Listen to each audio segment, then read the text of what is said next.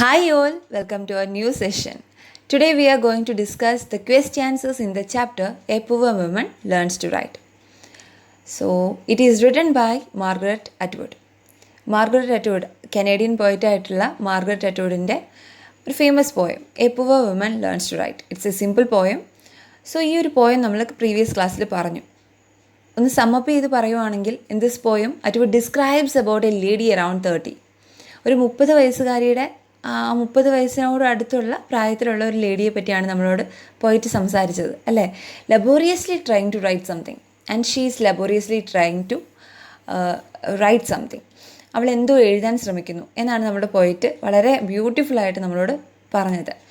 A poor woman learns to write എന്ന് പറയുന്ന poem ഒരു ജോയ് ഓഫ് ലേണിങ്ങിനെ പറ്റി പറയുന്ന ഒരു പോയം കൂടിയാണ്. സോ ക്വസ്റ്റ്യാൻസസിലേക്ക് നമുക്ക് പോവാം. ഈ ഒരു ചാപ്റ്ററിൽ പേജ് നമ്പർ 25 നിങ്ങൾക്ക് ഒരു 7 ക്വസ്റ്റ്യാൻസസ് കാണാൻ പറ്റും. ആ ഒരു ക്വസ്റ്റ്യാൻസസ് ആണ് നമ്മൾ പറയുന്നത്. So let start our class. How is the women seated? So in the very beginning first ലൈൻസിൽ നിങ്ങൾക്ക് ഇതിൻ്റെ ഒരു ആൻസർ കാണാൻ പറ്റും.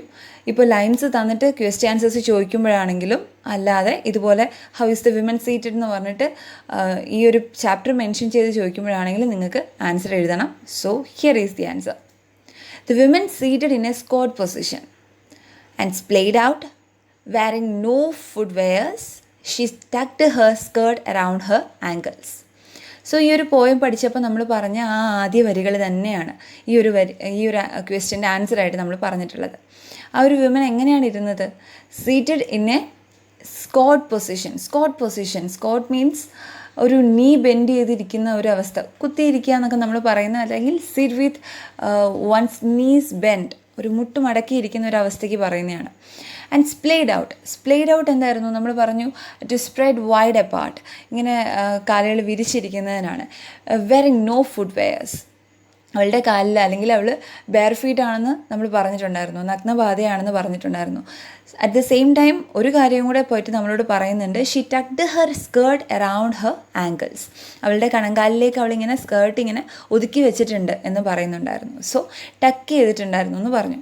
The women seated in a squat position, splayed out, wearing no footwears, she tucked her skirt around her ankles. So ഈ ഒരു question മനസ്സിലായെന്ന് കരുതുന്നു. സെക്കൻഡ് ക്വസ്റ്റ്യനിലേക്ക് പോവാം.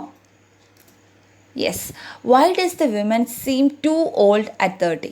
സോ നിങ്ങളുടെ പ്രീവിയസ് ക്വസ്റ്റ്യൻ പേപ്പർ, അതായത് ഈ 2021 ക്വസ്റ്റ്യൻ പേപ്പറിൽ ഉണ്ടായിരുന്ന ഒരു ചോദ്യമാണ്. വരികൾ തന്നിട്ട് അതിൽ നിന്നുള്ള ചോദ്യങ്ങളിൽ ഒരെണ്ണം ഇതായിരുന്നു, why does the women seem too old at 30?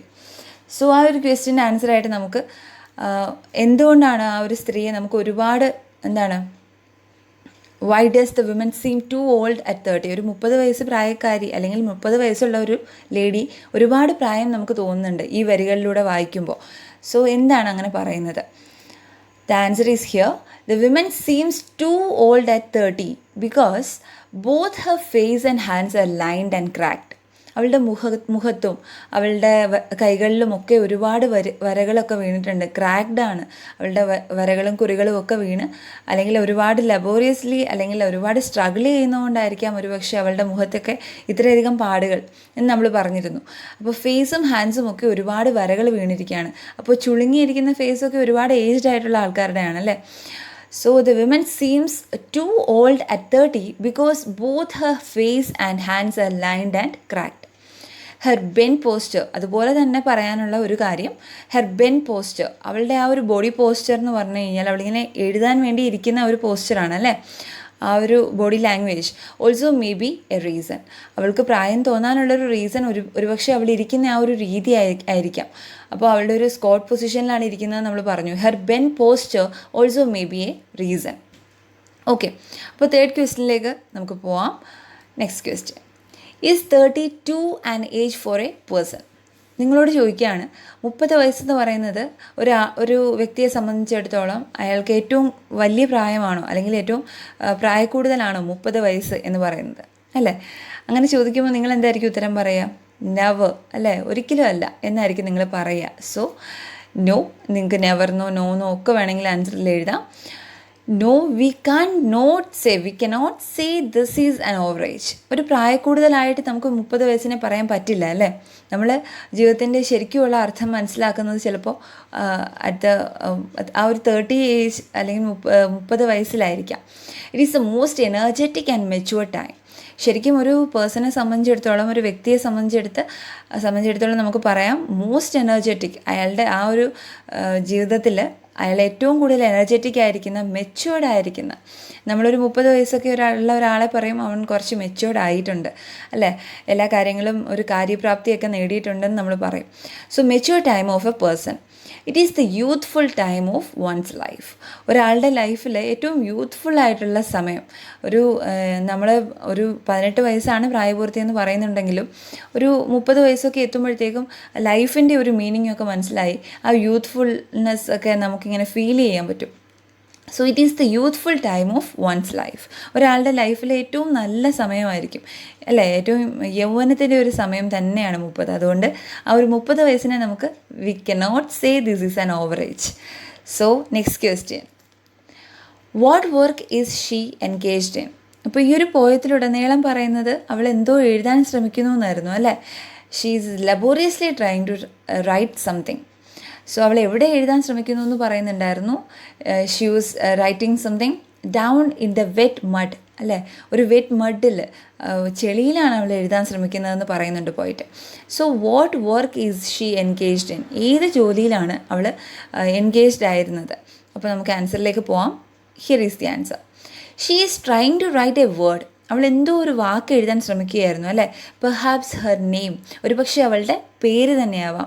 ലബോറിയസ്ലി, വളരെ പണിപ്പെട്ട്, വളരെ കഷ്ടപ്പെട്ട്, വളരെ എഫേർട്ട് ഇട്ടാണ് അവൾ അത് എഴുതാൻ ശ്രമിക്കുന്നത്. In the wet grey mud using a stick. So using a stick, ഒരു സ്റ്റിക്ക് ഉപയോഗിച്ച് അവൾ എന്തോ എഴുതാൻ ശ്രമിക്കുകയാണ്. അപ്പോൾ വരികളിൽ നിന്ന് തന്നെ നമ്മൾ ആൻസർ എഴുതിയിരിക്കുകയാണ്. അല്ലെങ്കിൽ നിങ്ങൾക്ക് ഒറ്റ വരിയിൽ പറയാം, she is writing for the first time at the age of 30. അവൾ എഴുതുകയാണ് ആ ഒരു 30ാമത്തെ വയസ്സിൽ ആദ്യമായി അവൾ ഒരു വാക്ക് കുറിക്കുകയാണ് നമുക്ക് പറയാം. She is writing for the first time at the age of 30. So ഈ ഒരു 2 ആൻസേഴ്സും നിങ്ങൾക്ക് പഠിക്കാം. ഏറ്റവും ബെസ്റ്റ് നമ്മളെപ്പോഴും പോയത്തിൽ നിന്ന് തന്നെയുള്ള വരികൾ എഴുതുന്നതാണ് നിങ്ങൾക്ക് മാർക്ക് സ്കോർ ചെയ്യാനായിട്ട് ഹെൽപ്പ് ചെയ്യുക. Okay, next question, is the women confident in her work? അവൾ എഴുതുന്ന ആ ഒരു ജോലിയിൽ അവൾ കോൺഫിഡൻ്റ് ആയിരുന്നോ എന്നാണ് നമ്മളോട് ക്വസ്റ്റ്യനിൽ ചോദിക്കുന്നത്. സോ പോയിട്ട് അത് വളരെ ക്ലിയർ ആയിട്ട് നമുക്ക് പറഞ്ഞു തരുന്നുണ്ട്. So here is the answer. Yes, definitely നമുക്ക് പറയാം അവൾ കോൺഫിഡൻ്റ് ആയിരുന്നു എന്ന്. Because there is a smile of achievement, അല്ലെങ്കിൽ ആ ഒരു സക്സസിൻ്റെ അച്ചീവ്മെൻറ്റ്, ആ ഒരു അച്ചീവ്മെൻറ്റിൻ്റെയൊക്കെ ചിരി അവളുടെ മുഖത്ത് നമുക്ക് കാണാൻ സാധിക്കുമായിരുന്നു അല്ലേ. She is confident in her work as there is a smile of achievement and success on her face. അവളുടെ മുഖത്ത് അവൾ എഴുതി കഴിഞ്ഞ ആ ഒരു നിമിഷം അവൾ എന്ത് ചെയ്യുന്നുണ്ട്? മുഖമുയർത്തി നോക്കി ചിരിക്കുന്നുണ്ട് അല്ലേ. She thinks that she has done it right. വളരെ വ്യക്തമായി അവൾക്കറിയാം അവളിപ്പോൾ ചെയ്തത് ശരിയായ ഒരു കാര്യമാണെന്ന് അല്ലേ. She is confident in her work.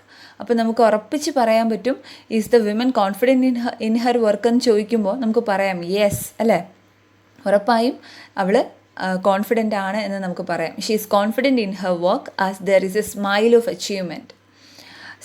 Achievement അല്ലെങ്കിൽ smile of success on her face. അവളുടെ മുഖത്ത് ആ ഒരു അച്ചീവ്മെൻറ്റിൻ്റെ ആ ഒരു നേട്ടത്തിൻ്റെ, വിജയത്തിൻ്റെയൊക്കെ ഒരു പുഞ്ചിരി നമുക്ക് കാണാൻ സാധിക്കുമായിരുന്നു. So next question, how does the poet make it clear that writing does not come easily to her? അപ്പോൾ ആദ്യമായ ഒരു വാക്ക് പഠിക്കുന്ന ഒരാൾക്ക്, അല്ലെങ്കിൽ ആദ്യമായ അക്ഷരം എഴുതുന്ന ഒരു കുട്ടിക്ക് എളുപ്പം അങ്ങ് എഴുതാൻ പറ്റില്ല അല്ലേ. അതേപോലെ തന്നെയാണ് നമ്മളുടെ പോയിറ്റ് പ്രസൻറ്റ് ചെയ്യുന്ന ഈ ഒരു lady, a poor woman learns to write എന്ന് പറയുന്ന ഈ ഒരു പോയത്തിലെ ആ ഒരു പുവർ വുമൻ, അവൾ എന്ത് ചെയ്യാണ്? അവൾക്ക് എഴുതുന്ന അത്ര എളുപ്പമെന്ന് വഴങ്ങുന്നില്ല അല്ലേ. How does the poet make it clear that writing does not come easily to her? അവൾക്ക് നല്ലപോലെ പെട്ടെന്ന് എഴുതാൻ പറ്റുന്നില്ല. ഇപ്പോൾ നമ്മളൊക്കെ വർഷങ്ങളായിട്ട് ഇങ്ങനെ പഠിക്കുകയും എഴുതുകയും ഒക്കെ ചെയ്യുമ്പോൾ നമുക്ക് എന്ത് ചെയ്യും? വളരെ ഈസി ആയിട്ട് we can write.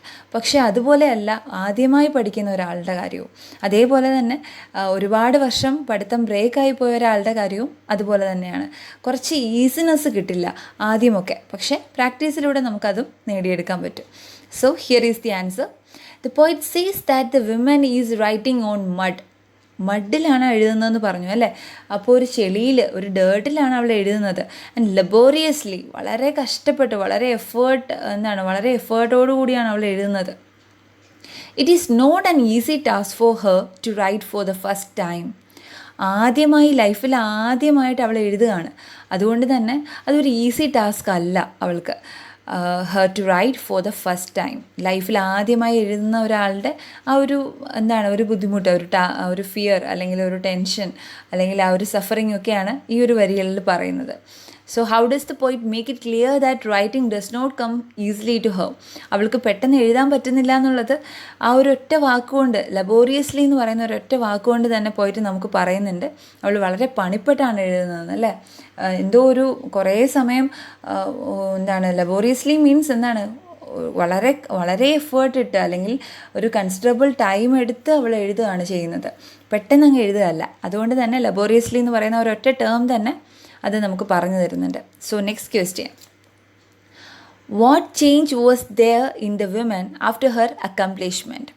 So accomplishment means achievement എന്ന് തന്നെയാണ് അല്ലേ. ഒരു നേട്ടം, ഒരു വിജയം എന്നൊക്കെയുള്ളൊരർത്ഥം തന്നെയാണ് അക്കംപ്ലിഷ്മെൻറ്റ് എന്നുള്ള ടേമിനും. So here is the answer. Her face was glittering with confidence. അവളുടെ മുഖം ഇങ്ങനെ തിളങ്ങുന്നുണ്ടായിരുന്നു അല്ലേ. എങ്ങനെയാണ് തിളങ്ങുന്നത്? ആ ഒരു കോൺഫിഡൻസ്, ആത്മവിശ്വാസത്തിൻ്റെ തിളക്കമായിരുന്നു അത്. And pleasure after her accomplishment. അവളുടെ അച്ചീവ്മെൻറ്റിന് ശേഷം, അതായത് എന്തോ എഴുതാൻ ശ്രമിക്കുകയായിരുന്നു, അവളുടെ പേര് തന്നെ ആവാം അല്ലേ. അത് എഴുതി കഴിയുമ്പോൾ അവളുടെ മുഖത്ത് ഒരു കോൺഫിഡൻസും ഒരു പ്ലഷറും ഒക്കെ, ഒരു സന്തോഷമൊക്കെ നമുക്ക് കാണാൻ പറ്റും. അതിൻ്റെ ഒരു ഗ്ലിറ്ററിങ് കാണാൻ പറ്റും. അവളുടെ മുഖം ഇങ്ങനെ ഷൈൻ ചെയ്യുന്നുണ്ടായിരുന്നു, അല്ലെങ്കിൽ തിളങ്ങുന്നുണ്ടായിരുന്നു. The face was like a joyful and radiant flower. So poet നമ്മളോട് പറയുന്നത് joyful flower, a radiant one, sun on water എന്ന അവസാന വരികളിൽ പറയുന്നുണ്ട്. അതുകൊണ്ട് തന്നെ അവളുടെ ഫേസിനെ കമ്പയർ ചെയ്തിരിക്കുന്നത് എന്തുകൊണ്ടാണ്? ഒരു ജോയ്ഫുൾ റേഡിയൻറ്റ് ഫ്ലവറായിട്ടാണ്. ഒരു ജോയ്ഫുൾ ആയിട്ടുള്ള, വളരെ സന്തോഷമുള്ള, അതേപോലെ നല്ല തിളങ്ങുന്ന ഒരു പൂവായിട്ടാണ് പോയിട്ട് നമ്മളുടെ ഈ ഒരു ലേഡിയുടെ, എ പുവർ വിമൻ എന്ന് പറയുന്ന ആ ഒരു ലേഡിയുടെ ഫേസിനെ കമ്പയർ ചെയ്തിരിക്കുന്നത്. നമ്മൾ പ്രീവിയസ് ക്ലാസ്സിൽ പറഞ്ഞു, ഇവിടെ മെറ്റഫറാണ് യൂസ് ചെയ്തിരിക്കുന്നത്. സോ ഒരു like the reflection of the sun on water, അല്ലെങ്കിൽ അവളുടെ മുഖം ഒന്നെങ്കിൽ ഈ ജോയ്ഫുൾ റേഡിയൻറ്റ് ഫ്ലവറിനെ പോലെ, അല്ലെങ്കിൽ reflection of the sun on water. എങ്ങനെയാണോ ജലത്തിൽ ഈ ഒരു സൂര്യൻ്റെ പ്രതിബിംബം കാണുന്നത്, അതേപോലെയാണ് അവളുടെ മുഖം തിളങ്ങുന്നത് എന്ന് പോയിട്ട് നമ്മളോട് പറയുന്നുണ്ട്. സോ മെറ്റഫർ എന്ന് ഞാൻ പറഞ്ഞു, ആ ഒരു പോയത്തിൽ നിങ്ങൾക്ക് മെറ്റഫർ കാണാൻ പറ്റും. അതാണ് ജോയ്ഫുൾ ഫ്ലവറും റേഡിയൻറ്റ് വണ്ണും സൺ ഓൺ വാട്ടറും ഒക്കെ. അവിടെയൊക്കെ പോയിട്ട് എന്ത് ചെയ്യുകയാണ്? അവളുടെ മുഖത്തിനെ കമ്പയർ ചെയ്യുകയാണ് വിത്ത് ദ ജോയ്ഫുൾ ഫ്ലവർ അല്ലേ. ആ ഒരു ജോയ്ഫുൾ ഫ്ലവറിനെ അവളുടെ മുഖവുമായിട്ട് കമ്പയർ ചെയ്യുകയാണ്. സോ മെറ്റഫർ എന്ന് പറയുന്ന ഒരു ഫിഗർ ഓഫ് സ്പീച്ചാണ്. അതൊരു നമ്മൾ കാവ്യഭംഗി കൂട്ടാൻ വേണ്ടി ഉപയോഗിക്കുന്ന ഒരു ഫിഗർ ഓഫ് സ്പീച്ച് തന്നെയാണ് മെറ്റഫറും. That makes a comparison between two seemingly unlike things. ഇപ്പോൾ അവളുടെ മുഖവും പൂവും തമ്മിൽ ഒരു ബന്ധവുമില്ല, പക്ഷേ നമുക്കത് രണ്ടും കൂടെ കമ്പയർ ചെയ്താണ് പോയിട്ട് നമ്മളോട് പറയുന്നത്. So here he compares her face to a joyful flower. അതേപോലെ തന്നെ സൺ ഓൺ വാട്ടർ എന്നും കമ്പയർ ചെയ്യുന്നുണ്ട്. സോ നെക്സ്റ്റ് ക്വസ്റ്റ്യനിലേക്ക് പോകാം. അപ്പോൾ നമ്മൾ ഈ ഒരു സെഷനിൽ ശരിക്കും ടെക്സ്റ്റിലുള്ള പേജ് നമ്പർ 25 ഒരു 7 ക്വസ്റ്റ്യൻസ് ഡിസ്കസ് ചെയ്യാനാണ് ഉദ്ദേശിച്ചത്. അറ്റ് ദ സെയിം ടൈം നമുക്ക് ഈ ഒരു വിഷ്വൽ ഇമേജിൻ്റെ കാര്യവും കൂടെ ഇമ്പോർട്ടൻ്റ് ആണ്. സോ അതുകൂടെ ഒന്ന് നോക്കി പോവാം. Pick out the visual images used by the poet. So നമ്മൾ ഈ ഒരു പോയം പറഞ്ഞപ്പോൾ തന്നെ പറഞ്ഞു, പോയിട്ട് കുറേ ഫിഗർ ഓഫ് സ്പീച്ചും വിഷ്വൽ ഇമേജസും സിമ്പിൾസും ഒക്കെ ഈ ഒരു പോയത്തിൽ പറയുന്നുണ്ട്. എന്തിനു വേണ്ടിയിട്ടാണ്? ആ ഒരു പോയത്തിൻ്റെ ഭംഗി കൂട്ടാൻ വേണ്ടിയിട്ടാണ് അല്ലേ. അപ്പോൾ വിഷ്വൽ ഇമേജസ് മീൻസ് നിങ്ങൾക്ക് ഈ ഓരോ വരികളിലൂടെ കടന്നു പോകുമ്പോഴും ആ ഒരു ലേഡിയെ നിങ്ങളുടെ മനസ്സിൽ സങ്കല്പിക്കാൻ സാധിക്കുന്നുണ്ടെങ്കിൽ അതൊക്കെ വിഷ്വൽ ഇമേജസിൻ്റെ ഭാഗമായിട്ടാണ്. സോ പോയിട്ട് എന്ത് ചെയ്യുന്നുണ്ട്? നിങ്ങൾക്കൊരു മെൻ്റൽ ഇമേജ് തരാനായിട്ട് ശ്രമിക്കുകയാണ്. സോ ശരിക്കും the poet appeals to the readers sense of sight by describing something. Poet നമ്മുടെ ലേഡിയെ ഡിസ്ക്രൈബ് ചെയ്യുന്ന ഓരോ വരികളിലും നമുക്കൊരു സെൻസ് ഓഫ് സൈറ്റ് എന്നുള്ള നമ്മളുടെ ആ ഒരു സെൻസിനെ, അതായത് കാഴ്ചയിൽ നിങ്ങൾക്ക് ആ ഒരു ലേഡിയെ സങ്കല്പിക്കാൻ പറ്റുന്നുണ്ടെങ്കിൽ അതൊക്കെ വിഷ്വൽ ഇമേജസിൻ്റെ എക്സാമ്പിൾസ് ആയിട്ട് നമുക്ക് പറയാം. സോ ഈ ഒരു question, pick out the visual images used by the poet. Here is the answer. The poet makes use of visual images, symbols and poetic devices to convey the theme of the poem. ഈ ഒരു പോയത്തിൻ്റെ theme വളരെ നല്ല രീതിയിൽ നിങ്ങളിലേക്ക് convey ചെയ്യാൻ, റീഡേഴ്സിലേക്ക്, നമ്മളിലേക്ക് convey ചെയ്യാൻ വേണ്ടിയിട്ടാണ് പോയറ്റ് എന്ത് യൂസ് ചെയ്തിട്ടുള്ളത്? വിഷ്വൽ ഇമേജസും സിംപിൾസും പോയറ്റിക് ഡിവൈസസും ഒക്കെ ഉപയോഗിച്ചിട്ടുള്ളത്. കാവ്യഭംഗി കൂട്ടാൻ വേണ്ടി പോയറ്റ്സ് യൂസ് ചെയ്യുന്ന കവികൾ ഉപയോഗിക്കുന്ന ഓരോ കാര്യത്തിനും വിഷ്വൽ ഇമേജസ് ആവാം, സിംപിൾസ് ആവാം, പോയറ്റിക് ഡിവൈസസ് ആവാം, ഇതിനൊക്കെ ആ ഒരു പോയത്തിൻ്റെ ബ്യൂട്ടി കൂട്ടാനായിട്ട് സഹായിക്കും. സോ നമുക്ക് നെക്സ്റ്റ് പോയിന്റ് നോക്കാം. It helps the readers to understand the theme very easily.